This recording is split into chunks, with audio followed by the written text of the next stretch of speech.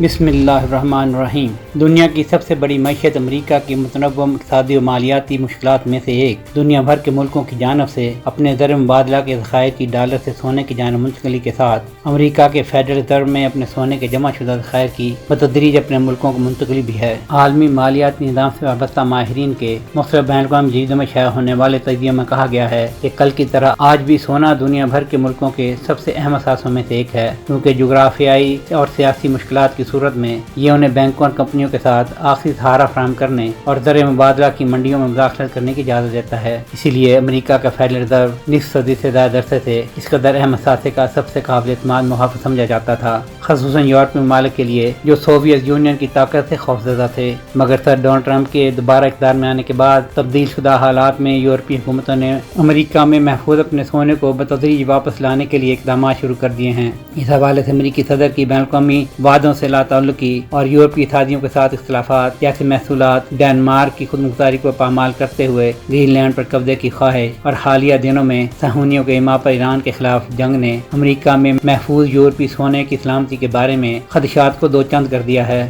سونا ہمیشہ سے ہی سیاسی و معاشی تغیرات کے نتیجے میں سرمایہ کی قدر میں کمی کے مقابلے میں ایک محفوظ اثاثہ سمجھا گیا ہے۔ اسی لیے یہ قیمتی دھات دنیا بھر میں انفرادی، قومی اور بین الاقوامی سطح پر آمدنی اور سرمایہ کو محفوظ کرنے کا اہم ذریعہ رہا ہے۔ امریکہ کا فیڈرل ریزرو نیو یارک کی لبرٹی اسٹریٹ پر واقع اپنے ہیڈ کوارٹر کے زیر زمین تہخانے میں دنیا کے مرکزی بینکوں، حکومتوں اور اداروں کی ملکیت کی 5 لاکھ سے زائد سونے کی صلاحیت محفوظ رکھتا ہے۔ دنیا کا یہ سونے کا بڑا ذخیرہ تقریباً 6300 ٹن سونے کی سلاخوں اور اینٹوں پر مشتمل ہے، جن کی مالیت 100 کھرب ڈالر سے زیادہ ہے۔ دنیا میں سونے کے ذخائر رکھنے والے 3 بڑے ملک چین، روس اور بھارت اپنے سونے کے بڑھتے ہوئے ذخائر کو اپنے ہی ملک میں محفوظ رکھتے ہیں۔ اس کے برعکس مغربی ملکوں کی اکثریت کے سونے کے ذخائر کا بڑا حصہ امریکی ریزرو میں پڑا ہے۔ یہ یورپی سونا 1950 کی دہائی سے جمع ہونا شروع ہوا، جب سرد جنگ کے دور میں سوویت خطرے کے پیش نظر امریکی نگرانی سب سے بڑی ضمانت سمجھی جاتی تھی۔ یہ یورپی ملکوں کے لیے یوں بھی فائدہ مند تھا کہ امریکی فیڈرل ریزرو سونے کے ذخائر کو محفوظ رکھنے کا کوئی معاوضہ نہیں لیتا تھا۔ تاہم صدر ٹرمپ کے جاری دوسرے دور کی تشویشناک پالیسیوں نے صورتحال کو یکسر تبدیل کر دیا ہے۔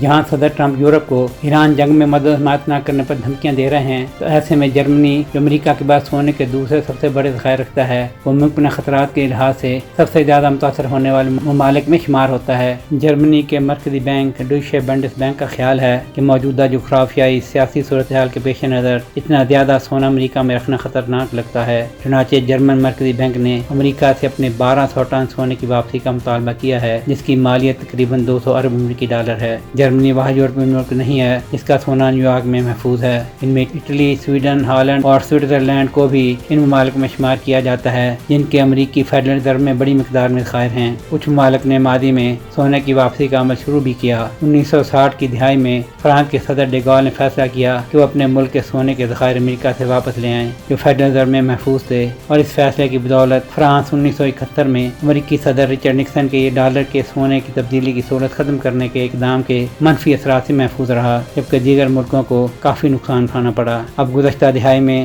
ہالینڈ نے 2014 میں فیڈ میں محفوظ اپنے ذخائر کا تناسب 51% سے کم کر کے 31% کر دیا ہے۔ ملکی فیڈرل ریزرو کے اعداد و شمار کے مطابق نیو یارک کی تجوری میں محفوظ بین الاقوامی سونے کے ذخائر کا حجم 1973 سے مسلسل کمی کا شکار ہے، جب وہاں 12,000 ٹن سے زیادہ سونا موجود تھا، جو اب کم ہوتے ہوئے 6,000 ٹن سے کچھ زیادہ رہ گیا ہے۔ سہیل شہریار، پاک ترک نیوز۔